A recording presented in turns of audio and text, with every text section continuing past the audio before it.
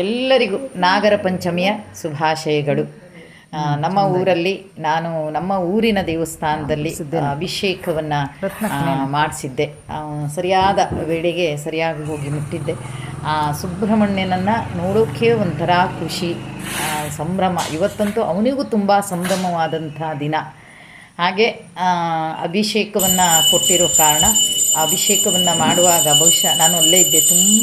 ತುಂಬ ಸುಂದರವಾಗಿ ಕಾಣ್ತಾ ಇದೆ ನಿಮಗೆಲ್ರಿಗೂ. ಇಲ್ಲಿ ಹಾಲು, ಮೊಸರು, ತುಪ್ಪ, ಜೇನುತುಪ್ಪ ಎಲ್ಲದರಿಂದ ಅಭಿಷೇಕವನ್ನು ಮಾಡ್ತಾರೆ. ಇವತ್ತು ಅಭಿಷೇಕ ಪ್ರಿಯನಾದಂಥ ನಾಗನಿಗೆ ಇವತ್ತು ಎಲ್ಲ ಕಡೆಯಲ್ಲೂ ಅಭಿಷೇಕ ನಡೆಯುತ್ತೆ.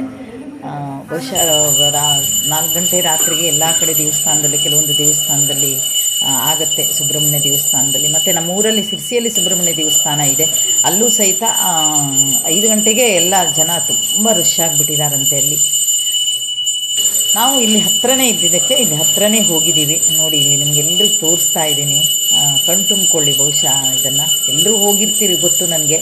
ಅಭಿಷೇಕಕ್ಕೆ ಯಾರಿಗೆ ಹೋಗೋಕ್ಕೆ ಹೋಗ್ಲಿಕ್ಕೆ ಆಗಲಿಲ್ಲ ಅನ್ನೋರು ಈ ಅಭಿಷೇಕವನ್ನು ನೋಡಿ ಕಣ್ ತುಂಬಿಕೊಳ್ಳಿ ಅಂತ ಹೇಳ್ತಾ ಇದ್ದೀನಿ.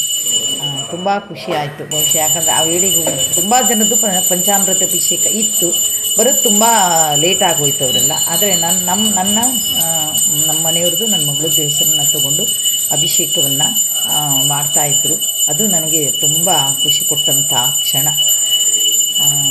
ಇನ್ನೊಂದು ನಾಗರ ಪಂಚಮಿ ಬರುವವರಿಗೆ ಬಹುಶಃ ನನ್ನ ಕುಟುಂಬದ ಜೊತೆಗೆ ನನ್ನ ಯೂಟ್ಯೂಬ್ ಕುಟುಂಬದ ರಕ್ಷಣೆಯನ್ನು, ಯೂಟ್ಯೂಬ್ ಕುಟುಂಬದ ಎಲ್ಲರ ರಕ್ಷಣೆಯನ್ನು ನಾಗಪ್ಪ, ನಾಗಚೌಡೇಶ್ವರಿ ಎಲ್ಲರೂ ನೆರವೇರಿಸ್ಕೊಡಬೇಕು.